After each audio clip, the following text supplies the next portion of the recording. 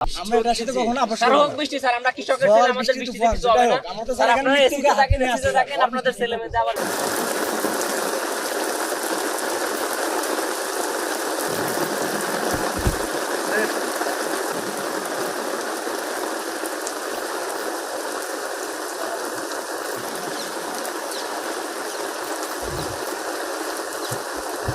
আমরা বৃষ্টি যখন থেকে শুরু হয়েছে আমরা আন্দোলন করতেছি গতকাল রাত 5টা থেকে। আমরা এখানে মৃত্যুকে হাতে নিয়ে আসছি। ঝড় বৃষ্টি তুফান যেটাই হোক আমরা লড়বো না। এই যে জাতীয় পতাকা দেখতেছেন, এই জাতীয় পতাকা হচ্ছে 24-এর পতাকা। 24-এ আন্দোলন সময় প্যারিসের সামনে থেকে কিনেছিলাম, এটা আজকে আনছি। আমাদের লড়াই কোন রাজনৈতিক মুক্তির লড়াই ছিল না, আমাদের লড়াই ছিল মেধা থেকে মেধা মুক্তির লড়াই। আমাদের লড়াই ছিল সামাজিক মুক্তির লড়াই, সাংস্কৃতিক মুক্তির লড়াই, বাক স্বাধীনতার লড়াই। সে জায়গা থেকে রাজশাহী বিশ্ববিদ্যালয় প্রশাসন যে একটা আমাদের রাজশাহী বিশ্ববিদ্যালয়কে একদম কলঙ্কিত একটা কাজ করতে যাচ্ছে, এই কলঙ্কিত কাজ থেকে রাজশাহী বিশ্ববিদ্যালয়ের সম্মান রক্ষার্থে আজকে আমরা এই কর্মসূচি পালন করছি। যদি দেখেন যে বিশ্ববিদ্যালয়ে ভর্তি কার্যক্রম শেষ, আমাদের ছেলেপেলেরা 2 মাসের মতো ক্লাস করছে, এর পরবর্তীতে তারা কি করলো, আমাদের যে প্রশ্ন করে লড়াই সংগ্রামের মাধ্যমে বাতিল করেছিলাম সেটা আবার পুনর্বহাল করছে। সেটা এই ঘৃণ্য কাজকে আমরা প্রত্যাখ্যান করছি এবং স্পষ্টভাবে জানিয়ে দিতেছে আমরা এখানে যারা আছি, না হয় রাজশাহী বিশ্ববিদ্যালয়ে প্রশ্ন করে থাকবে, না আমরা এখানে থাকবো। না আমরা যদি এখানে মরি বাঁচি, এখানে আমরা যদি মরি তাহলে আপনারা সবাই আর পুরো বাংলাদেশকে জানিয়ে দিতে চাই, আপনারাও আপনাদের জায়গা থেকে আমরা রাজশাহী বিশ্ববিদ্যালয় থেকে প্রশ্ন কোটা বাতিল করে ছাড়বই। There is no option to প্রশ্ন কোটা। আপনারা পুরো বাংলাদেশে যেখানে যে কোটা আছে আপনারা সবকিছু বাতিল করে দেন, প্রয়োজনে আবার একটা দুর্বার আন্দোলন করে দেন। রাজশাহী বিশ্ববিদ্যালয়ে আমাদের যে শহীদ জোয়াতারের সামনে থেকে আমরা স্পষ্ট বার্তা জানিয়ে দিতে চাই, রাজশাহী বিশ্ববিদ্যালয়ের শিক্ষার্থীরা রাজশাহী বিশ্ববিদ্যালয়ের জায়গা থেকে প্রশ্ন কোটা বাতিল করবে। আপনারা আপনাদের জায়গা থেকে যে জায়গায় কোটা আছে সবকিছু বাতিল করে দেন। প্রশাসন রাত্রে মশার কামড় খেয়েছে, একবার এসে একটা মশার কয়েল দেওয়া যায় নাই, এখন এসে বলতেছে এখানে ছাইমানা টাকাই দিই তোমরা ওইখানে যাও। আমরা বলি বাংলাদেশে এরকম বহু ঘটনা আছে যে আন্দোলনের নামে সিল্লি করে চলে গেছে, আমরা কিন্তু সিল্লি করতে আসি নাই। এখানে ষড়যন্ত্র হচ্ছে, 25 তারিখে রাকসু নিয়ে ষড়যন্ত্র হচ্ছে, 25 তারিখে রাকসু দিতে হবে এবং যারা এই ষড়যন্ত্রের সাথে জড়িত সবগুলোকে বিশ্ববিদ্যালয় থেকে লাঠিতে বের করে দিতে হবে। এবং বাংলাদেশে বেকারের অভাব, যে কর্মকর্তাগুলো এই সিল্লি করতেছে তাদের এই ভবনে কলা খাওয়াতে হবে। বাংলাদেশে কি বেকারের অভাব বেকারের? তো আমাদের জায়গা থেকে আমরা ক্লিয়ার, এইখান থেকে যদি মরেও যাই তারপরে তো লোক আসবে, এখন লোক আসছে না। বসছিলাম 3 জন এসেছে 9 জন, এখানে একসময় 900 জন আসবে, তারপর 9000 জন আসবে, মরে গেলে আলহামদুলিল্লাহ পুরো বাংলাদেশ আসবে।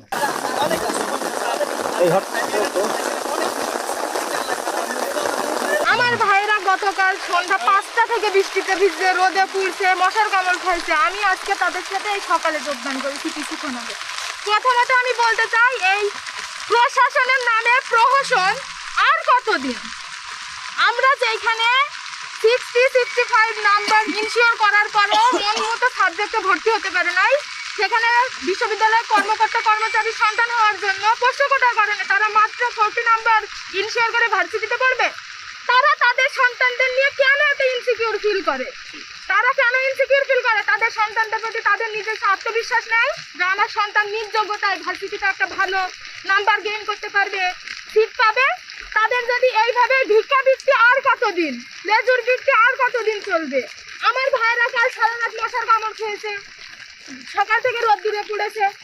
এখানে যারা আছে প্রত্যেকটা আমার ভাইয়েরা এখনো মায়ের কলিজার টুকরা, কলিজা ছেঁড়া ধন। তারা যে এইভাবে নির্যাতিত হচ্ছে কারোর কোনো ভূমিকা নাই, তাদের ঘরে সন্তান নাই। আমার ভাইরা এখানে যতক্ষণ আছে আমিও তাদের সাথে আছি।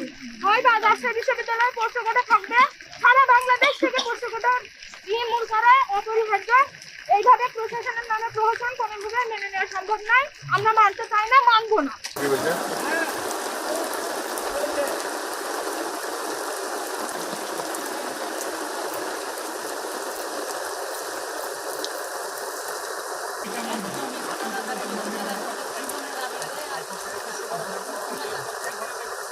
শিক্ষার্থীরা যে দাবি নিয়ে এসেছিল এবং তাদের দাবি যথাযথ পূরণ হয়েছিল।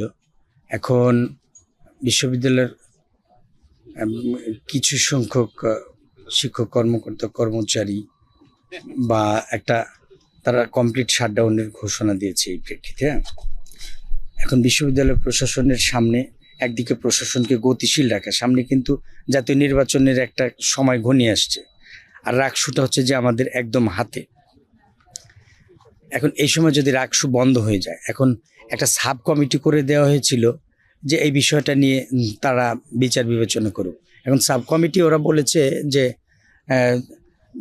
10টা শর্ত দিয়ে তারা সীমিত আকারে পুনরায় তারা নাম দিয়েছে এটার যে সার্ভিস বেনিফিট। হ্যাঁ, স্বাভাবিকভাবেই সিদ্ধান্ত আগে যেটা, সেই সিদ্ধান্ত কিন্তু আবার যখন পরিবর্তন হয়ে গেল, শিক্ষার্থীর মধ্যে একটা প্রতিক্রিয়া হয়ে গেল এবং হয় স্বাভাবিক, যার কারণে ওরা অনশনে বসেছে।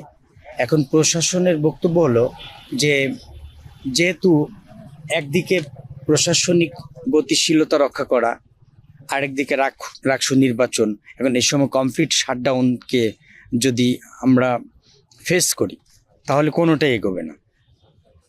এই কারণে সাব কমিটি যে সিদ্ধান্তটি নিয়েছে সেই সাথে আবার বিষয়টা আদালতেও গেছে।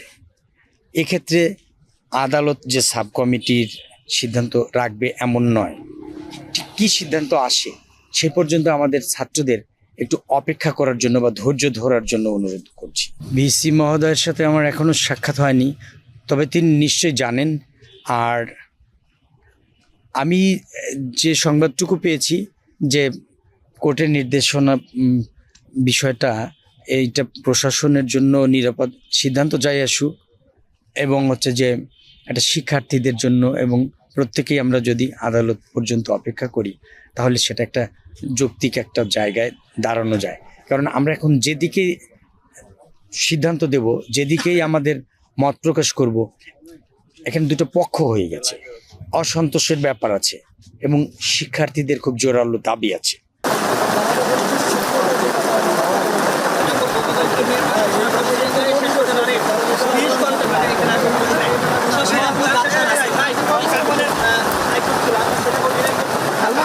দৈনিক বাংলাদেশ মিডিয়া, সত্যের সন্ধানে সারাক্ষণ।